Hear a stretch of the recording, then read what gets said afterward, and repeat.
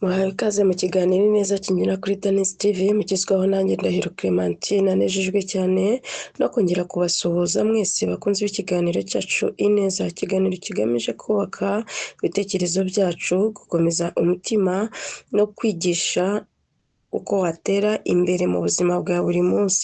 Uyu munsi tugiye kuganira ku nsanganyamatsiko igira iti uzahirwa nukurikiza inama ugira abandi. Nshuti, ni ingingo ikomeye cyane mu buzima bwa muntu. Mu by'ukuri nta muntu ubasha kubaho wenyine cyangwa ngo agire ubwenge bwose bwo kumenya ibintu byose. Buri wese aba akeneye abandi bamufasha, bamugira inama ndetse bakamwereka inzira nziza yo kunyuramo.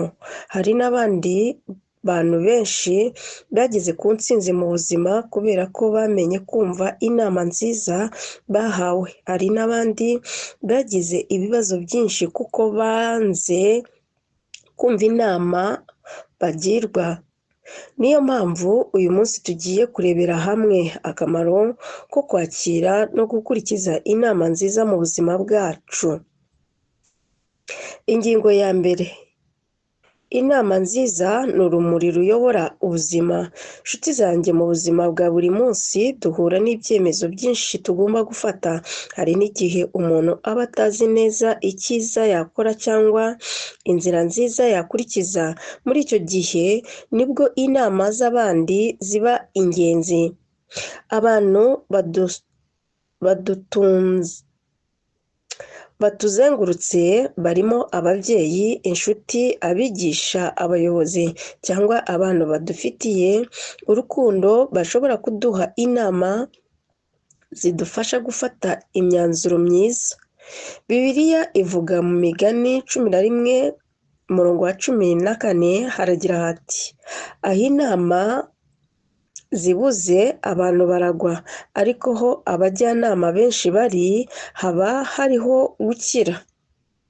Ibi bisobanura ko aho abantu bigisha inama akenshi babasha kwirinda amakosa menshi. Inama ni nk'urumuri rutwereka inzira nziza yo kunyuramo. Urugero, umwana ushaka guhitamo ishuri cyangwa umwuga azakora mu buzima ashobora kugisha inama ababyeyi cyangwa bamurusha ubunararibonye. Iyo ukurikije izo nama bishobora kumufasha kugera ku nzozi ze. Ingingo ya kabiri iragira iti umuntu wemera inama aba ari umunyabwenge.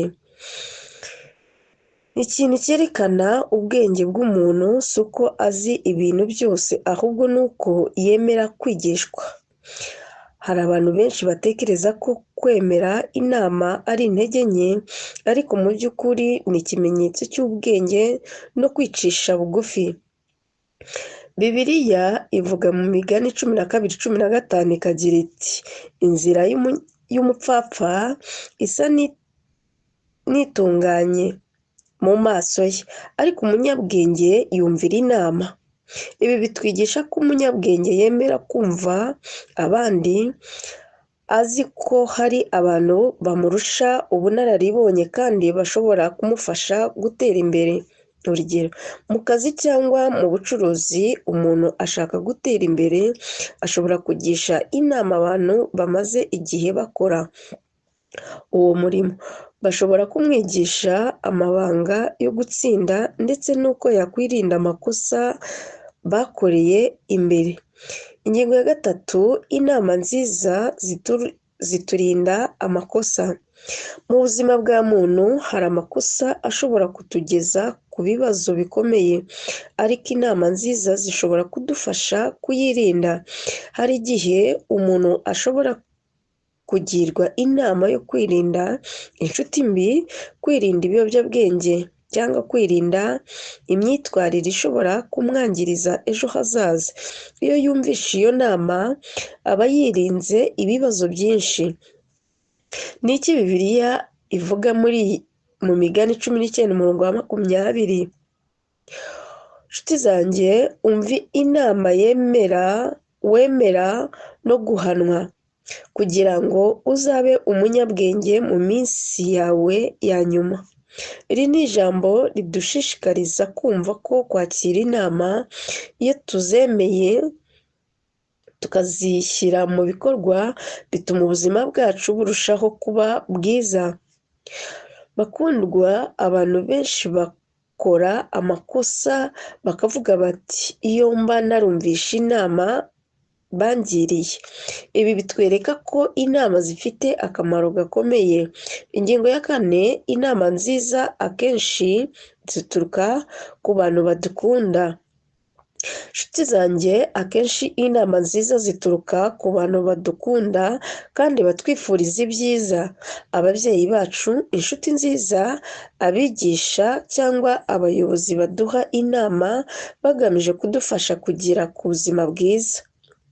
Ni iki Bibiliya ibivugaho?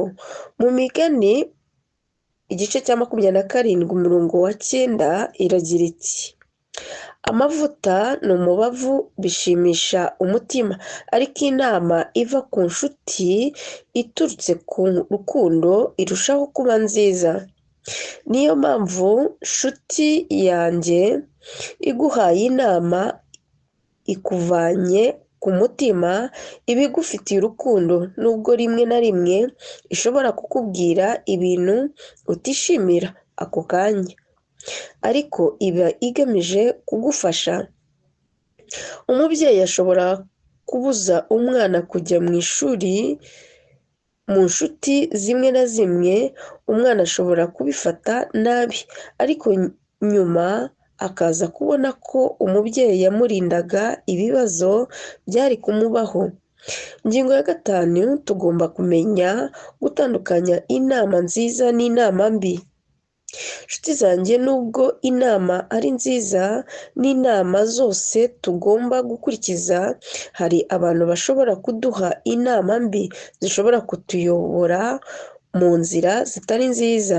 Niyo mpamvu tugomba kugira ubushishozi bwo gutandukanya inama nziza n'izishobora kudutera ibibazo. Muri Bibiliya, Zaburi igice cya 1 umurongo wa 1 iragira iti: hahirwa umuntu udakurikiza inama z'ababi, ntahagarare mu nzira y'abanyabyaha, ntiyicare mu ntebe y'abakobanyi. Ibi bisobanuro ko tugomba kwirinda inama z'abantu bashaka kutuyobora mu bibi.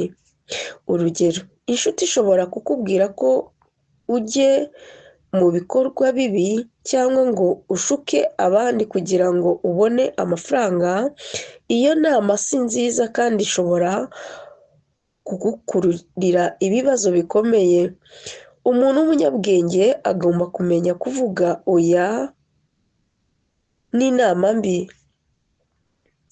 Ingingo ya 6, inama z'Imana nizo ziruta izindi zose. Nubwo abantu baduha inama nziza, inama iruta izindi zose ni inama iva ku Mana. Iyo dusomye Bibiliya tugakurikiza ijambo ry'Imana ndetse tukayisenga tuyisaba kutuyobora, iduha ubwenge bwo gufata imyanzuro myiza. Muri Bibiliya ivuga muri Yakobo igice cya 1 umurongo wa 5 igira iti: ariko niba hariho umwe muri mwe ubura ubwenge abusaba Imana, iha abantu bose itimana kandi itabacyurira, nawe azabuhabwa. Niyo mpamvu asabye Imana ubwenge imufasha kumenya inzira nziza yo kunyuramo. Niyo mpamvu tugomba gusenga no gusaba kuyoborwa n'Imana mu buzima bwacu bwa buri munsi. Ingingo ya 7, umugisha uva mu gukurikiza inama nziza. Umuntu wumva inama nziza kenshi aba ari mu nzira nziza iganisha ku mugisha. Kwakira inama bituma twicisha bugufi, tukemera ko tudafite ubumenyi bwose, kandi tukemera kwigira ku bandi. Iyo umuntu yumvise inama nziza azashyira mu bikorwa, yirinda amakosa menshi, afata imyanzuro myiza, atera imbere mu buzima, akagera no ku ntsinzi. Bakunzi, niyo mpamvu abantu benshi bageze ku ntsinzi bakunda kuvuga ko hari abantu babagiriye inama bakazikurikiza. Umusozo w'iki kiganiro, bakunzi b'ikiganiro Ineza kinyura kuri Danis TV, uyu munsi twabonye ko gukurikiza inama nziza ari ingenzi kandi ari inkingi mu buzima bwacu bwa buri munsi. Inama nziza zidufasha kwirinda amakosa, gufata imyanzuro myiza, gutera imbere mu buzima, kugera ku ntsinzi no ku mugisha. Reka dusoze twibuka ko ijambo ryo muri Bibiliya riri mu Migani igice cya 13 umurongo wa 20 uragira uti: ugendana n'abanyabwenge azaba umunyabwenge, ariko umugenzi w'umupfapfa azababara nabo. Iri ni ijambo ritwibutsa ko guhitamo neza abo tugendana nabo ndetse n'inama twemera gukurikiza. Niba ushaka kuzahirwa mu buzima bwawe, emera inama nziza kandi uzishyire mu bikorwa. Murakoze cyane kudukurikira ikiganiro cyacu Ineza. Mwari kumwe na Ndahiro Clementina, ndabishimiye cyane, tuyizera ko ibi twabigeraho uyu munsi byadufasha kandi bizatwubaka mu buzima bwacu bwa buri munsi. Murakoze cyane, mugire amahoro y'Imana. Shalom.